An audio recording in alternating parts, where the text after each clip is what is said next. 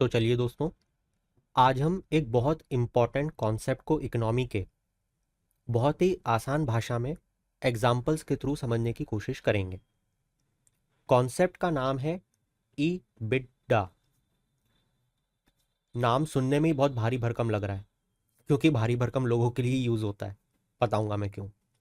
देखो, ये जो एक कॉन्सेप्ट है ना, ये किसी कंपनी की फिनेंशियल हेल्थ को देखने के लिए यूज़ किया जाता है और किसी कंपनी की फिनेंशियल हेल्थ को समझाने के लिए यूज़ किया जाता है।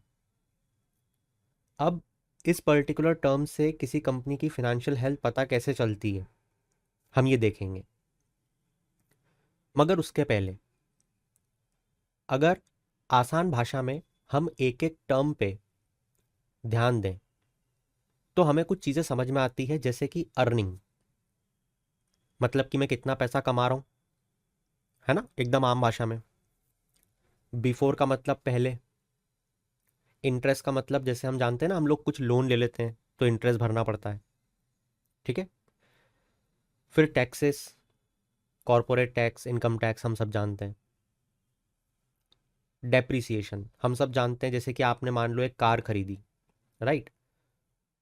उस कार का हर साल, हर महीने, हर दिन कुछ ना कुछ डेप्रिसिएशन होता है। कैसे निकालते हैं? हम निकालते हैं, अगर मान लो 10 लाख रुपए की कार है, ठीक है।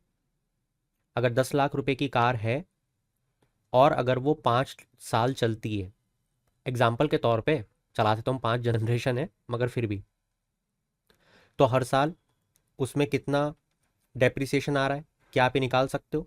हर कोई निकाल सकता है, राइट। तो ये होता है डेप्रिसिएशन। डेप्रिसिएशन से ही मिलता जुलता एक शब्द होता है एमोर्टाइजेशन। अगर आसान भाषा में समझाने की कोशिश करूं, क्योंकि ये दोनों टर्म को अगर समझाने जाऊंगा तो कॉन्सेप्ट से भटक जाएंगे और कंफ्यूज उल्टा हो जाएंगे समझने की बजाय, क्योंकि हमारा मकसद है इस ईबिडा के थ्रू ये समझना कि किसी कंपनी की फिनेंशियल हेल्थ पता कैसे करते हैं, ठीक है। बट देन टू, क्योंकि ये शब्द है, टर्म है इस पूरे फॉर्मूले में, तो हमें थोड़ी सी जानकारी होनी चाहिए। जैसे मैंने आपको अभी डेप्रिसिएशन बताया, आपने ध्यान दिया, मैंने जिस असेट का आपको एग्जाम्पल दिया वो एक कार थी। और कार तो एक टेंजिबल असेट होता है, जिसको आप देख सकते हो, जिसको आप टच कर सकते हो, राइट। क्या मुकेश अंबानी जी की कंपनी में कोई ऐसा भी असेट होता है क्या जो टेंजिबल ना हो, जिसे देखा ना जा सके? जवाब है हाँ। जैसे उन्होंने मान लो कोई पेटेंट लिया हुआ है, राइट, कोई कॉपीराइट लिया हुआ है, ठीक है, कोई इंटेलेक्चुअल प्रॉपर्टी है उनकी, कुछ भी। तो हमने ये देखा कि ये जो चीजें हैं, जैसे सॉफ्टवेयर होते हैं बहुत सारे कंपनीज के, तो ये जो चीजें हैं ये तो इनटेंजिबल है। तो इन इनटेंजिबल असेट, अच्छा असेट तो है ना कंपनी का, अगर पेटेंट लिया है कंपनी ने तो वो उनका असेट है ना, ये पैसे कमा के दे रहा है। तो ये जो पेटेंट, कॉपीराइट, सॉफ्टवेयर हैं जो कि इनटेंजिबल असेट है, क्या इस पे भी कोई डेप्रिसिएशन लागू होता है? हाँ, एक छोटा सा कॉन्सेप्ट होता है, मगर उसे हम बाद में समझेंगे। मगर ऐसे इंटेंजिबल असेट के डेप्रिसिएशन की जब हम बात करें तो आसान भाषा में समझ लो, उसे एमोर्टाइजेशन कहते हैं, ठीक है। मतलब ये दोनों एक तरीके से, ये समझ लो डेप्रिसिएशन ही है इस फॉर्मूले में। अलग अलग चीजों का डेप्रिसिएशन है, आसान भाषा में समझ लो, ठीक है। इतनी बातें अगर आपने समझ ली तो अब आप तैयार हो चुके हो इस कॉन्सेप्ट को समझने के लिए। तो चलो अब देखते हैं इस पूरे कॉन्सेप्ट को। सबसे पहले लिखा हुआ है रेवेन्यू। अब मान लो कि आपके पापा ने आपको एक दुकान खुलवा के दे दी कि बेटा ये कपड़े हैं, इन कपड़ों को बेचना है बनवा के और पैसे कमाने हैं, ठीक है। तो आपने ऐसा ही किया, आपने बहुत सारा रॉ मटेरियल खरीदा, उससे फिनिश्ड प्रोडक्ट बनाया, कपड़े बनाए और उन्हें बेच दिया। और महीने भर बाद जब आपने पाया कि गल्ले में 2 करोड़ रुपए का रेवेन्यू आपने जनरेट किया है, तो आप बहुत खुश हो गए कि अरे वाह, इस महीने तो मजा आ गया, 2 करोड़ का रेवेन्यू आ गया। मगर फिर आपके पापा ने आपसे पूछा कि 2 करोड़ तो ठीक है, रेवेन्यू जनरेट किया, अच्छी बात है, मगर इसके लिए तूने कितने का रॉ मटेरियल यूज किया? कहीं ऐसा तो नहीं कि 4 करोड़ का रॉ मटेरियल यूज किया और 2 करोड़ का रेवेन्यू जनरेट किया? आपने बोला नहीं, मैं भी बनिया बुद्धि हूं, मैंने रॉ मटेरियल यूज किया सिर्फ 40 लाख रुपए का, और उससे मैंने रेवेन्यू जनरेट किया 2 करोड़ रुपए का। मतलब कि एक आम आदमी भी अब समझ चुका है कि प्रॉफिट, जिसे ग्रॉस प्रॉफिट बोलेंगे, ये मेरा 1.6 करोड़ का हो चुका है। 1 करोड़ 60 लाख रुपए मैंने कमाए। तो 40 लाख रुपए लगा के मैंने 1.6 करोड़ ग्रॉस प्रॉफिट कमा लिया। क्या मैं बोल सकता हूं? जवाब है हाँ। यहां तक तो बात समझ में आ गई कि रेवेन्यू, रॉ मटेरियल, इसमें माइनस करना है, प्रॉफिट आ जाएगा। ठीक है, यहां पे आप माइनस साइन भी लगा के समझ सकते हो। ठीक है, revenue minus raw material is equal to gross profit. मगर फिर हमें तो कंपनी की ऐसी फाइनेंशियल हेल्थ को देखना है जहां पे हम सिर्फ ग्रॉस प्रॉफिट ना देखें। मतलब कि हम ये चाहते हैं कि सिर्फ रॉ मटेरियल की कॉस्ट नहीं, उसके जो अदर एक्सपेंसेस होते हैं, जो उसकी ऑपरेशनल कॉस्ट होती है, जैसे पापा ने जो दुकान या ऑफिस लेके दी, उसकी भी कुछ कॉस्ट होगी उस महीने की। तो ऑफिस की क्या कॉस्टिंग है, लाइट, पंखा, एक्सेट्रा। प्लस आपने मार्केटिंग के लिए बहुत सारे बंदे रखे जो कपड़े दिखाते हैं लोगों को, है ना, दूर दूर जाके बेचते हैं। तो ये जो कॉस्टिंग है, ये भी तो हुआ खर्चा, राइट? तो आपने देखा कि यार इसको अगर मैं माइनस कर दूं, जो कि मेरी ऑपरेशनल कॉस्ट दिख रही है मुझे, तो क्या मैं ये बता पाऊंगा कि मैंने एक्चुअल में कितना पैसा कमाया है? क्योंकि ये तो मेरे खर्चे में ही आना चाहिए ना। सोच के देखो। हाँ, तो बस जब आप इनको भी हटा दोगे ना, ऑपरेशनल कॉस्ट को, तो आप पहुंच जाओगे ई बिड्डा पे। मतलब कि 1 करोड़ 10 लाख रुपए, आप ये बोल सकते हो कि मैं अपने सारे खर्चे हटा के जो मेरी ऑपरेशनल कॉस्ट है, इतना प्रॉफिट में बना लेता हूं। आसान भाषा में समझा रहा हूं मैं बिल्कुल। तो अच्छी बात है, मगर इसमें भी बहुत सारी चीजें आपको हटानी पड़ेगी। क्यों? सोच के देखो कि आपकी कंपनी में बहुत सारे असेट्स भी हैं। अगर उन असेट का आप डेप्रिसिएशन कैलकुलेट नहीं करोगे, तो हो सकता है कि फ्यूचर में जाते जाते जाते जाते एक दिन ऐसा आए कि जो मशीन आपके यहां आपको पैसे कमा के दे रही थी, वो ब्रेक डाउन हो जाए, सारी मशीन एक साथ खराब हो जाए। मैं एक हाइपोथेटिकल सिचुएशन बता रहा हूं, और आपने इस कॉस्ट को तो जोड़ा ही नहीं जो कि आपको जोड़ना चाहिए था। क्योंकि जब आप ये देख रहे हो कि मैं कितना रेवेन्यू जनरेट कर रहा हूं और मैं कितना पैसा खर्च कर रहा हूं, या मेरा पैसा कितना मेरी जेब से जा रहा है, उसमें ये पैसा भी आना चाहिए था ना, पैसा जेब से जाने वाले में। क्योंकि एक दिन तो ऐसा आएगा जब आपको नई मशीन खरीदनी पड़ेगी, पुरानी हटा के, क्योंकि वो सब खत्म हो जाएंगी। और अगर आपने स्टार्टिंग से ही उस पैसे को ध्यान में नहीं रखा और ये नहीं सोचा कि यार ये 1 करोड़ 10 लाख मेरा पूरा पैसा अभी जेब में नहीं रहेगा, इसमें से भी कुछ पैसा मुझे काटना चाहिए और निरंतर काटना चाहिए, क्योंकि यहां पे मेरी मशीन्स का डेप्रिसिएशन हो रहा है, मेरे जो टेंजिबल इंटेंजिबल असेट्स हैं उसमें डेप्रिसिएशन आ रहा है। एक टाइम ऐसा आएगा जहां पे मुझे अपनी जेब से पैसा लगा के उन चीजों को वापस रिन्यू करना पड़ेगा। तो उस चीज को भी अगर आप हटा दो, जैसे कि एग्जाम्पल के तौर पे डेप्रिसिएशन और एमोर्टाइजेशन की कीमत मान लेते हैं हम दोनों की मिला के 10 लाख रुपए, तो आता है कॉन्सेप्ट ई बिट का। ठीक है, मैं जानता हूं अभी आपको बहुत सारे डाउट्स आ रहे होंगे, बट बिलीव मी, इस पूरी चीज को आप एक बार सुन लो, आपको अपने आप पूरी चीज आ जाएगी, सिर्फ सुनते रहो। ठीक है, तो ये ईबिटा हो गया और ये ईबिट हो गया। बहुत ध्यान से देखो, ईबिटा और ईबिट के बारे में अगर मैं आपसे पूछूं तो आपको क्या डिफरेंस दिख रहा है? एक डिफरेंस सबसे मेजर, ईबिट तो सेम है, डेप्रिसिएशन का। मतलब कि अगर डेप्रिसिएशन को भी इसमें से हटा दिया जाए तो ईबिट तक हम पहुंच जाते हैं, राइट। ठीक है, हटा दिया जाए या इसमें इंक्लूड कर लिया जाए, समझ रहे हो आप, समझना इंपॉर्टेंट है। चलो ईबिट पे आ गए, तो चलो अब देखते हैं इंटरेस्ट, ये क्या है। देखो यार, बड़ी सिंपल सी बात है, जिस भी कंपनी को आप जानते हो उसको एक बार सोच के देखो, क्या उसने कोई लोन लिया हुआ है? अरे हर बड़ी कंपनी पे हजारों करोड़ रुपए के लोन चलते रहते हैं। तो ये जो लोन का इंटरेस्ट है, ये कौन भरेगा? उसी की जेब से जाएगा ना।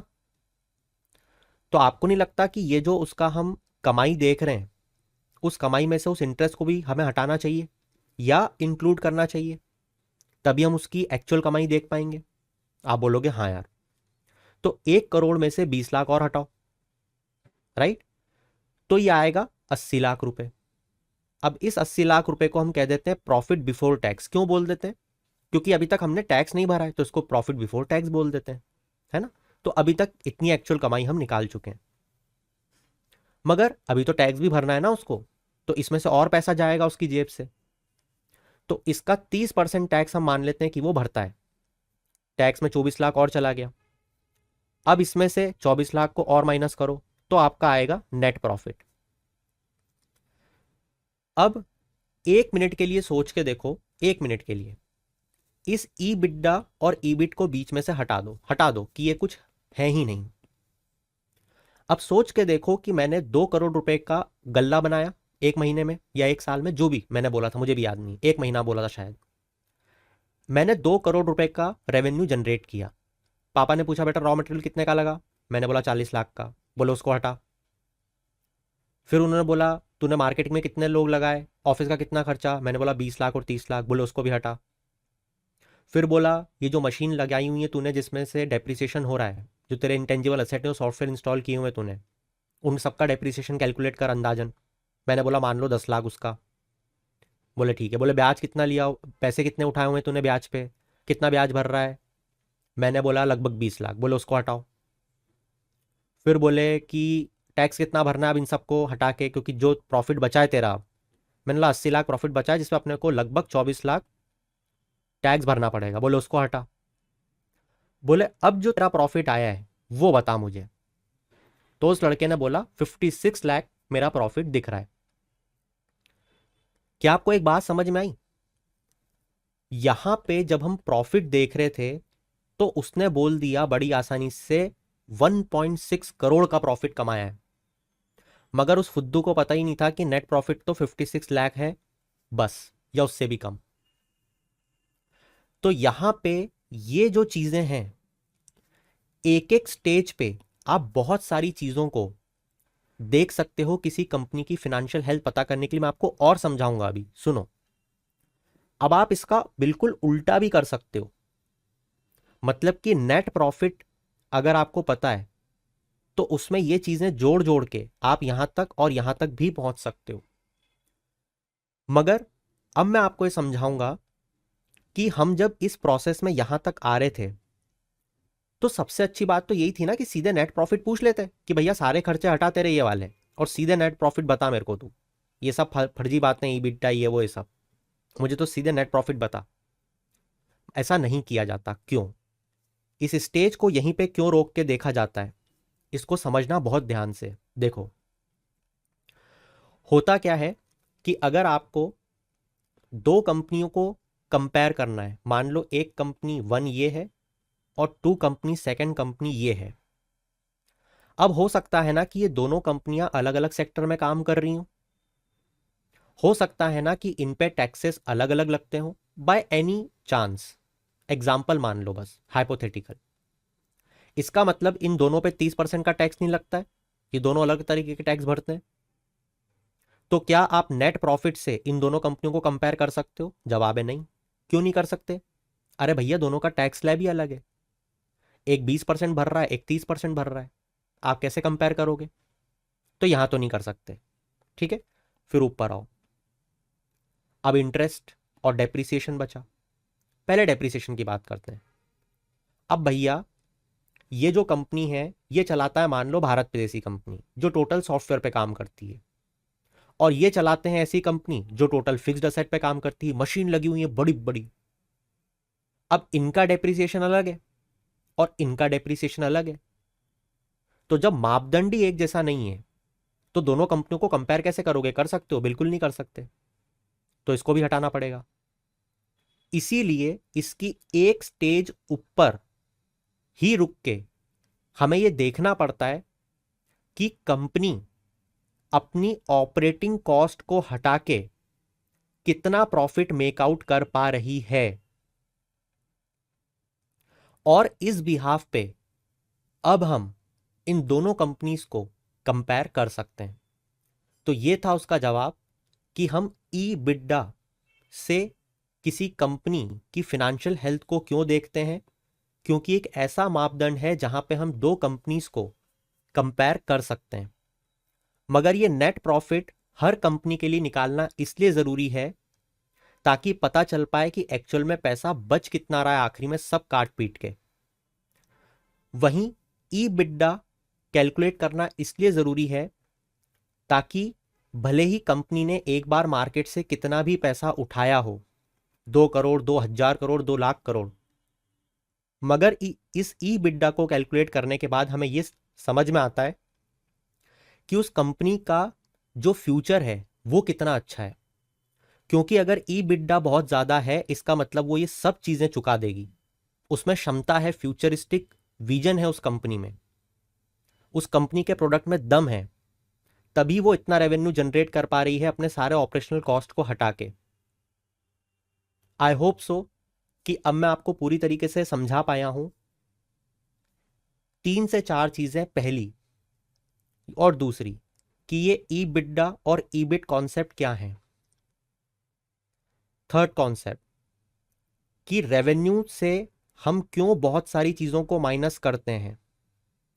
फिफ्थ या फोर्थ, माइनस करते करते हम सीधे नेट प्रॉफिट पे क्यों नहीं आते हैं और इसके थ्रू हम क्यों दो कंपनियों को कंपेयर नहीं करते हैं।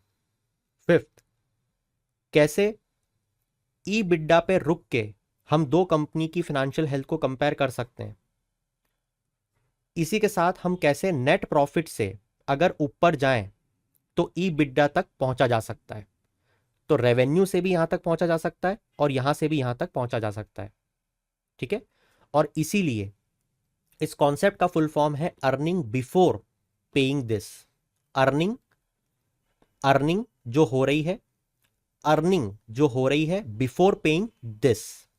फिर रिपीट करता हूं, जो अर्निंग हो रही है बिफोर पेइंग दिस, इनको पे किए बिना जो कंपनी की अर्निंग है, या इंक्लूड और नॉन इंक्लूड जो अभी हम देख रहे थे। तो उम्मीद करूंगा कि इस पूरे कॉन्सेप्ट को बहुत ही ल्यूसिड मैनर में आपने समझ लिया। कॉन्सेप्ट को, टेक्निकलिटीज तो बहुत सारी हैं, मैं आपको कंफ्यूज करने के लिए एमोर्टाइजेशन, डेप्रिसिएशन इसके अंदर और डेल्व इन करवा सकता था, but it's not required for any examination. Chat section में जरूर बताना, मैंने बहुत ज्यादा कोशिश की आप लोगों को बहुत बेहतर तरीके से समझाने की। That's it from my side for this particular topic. In then keep shining, have a good day.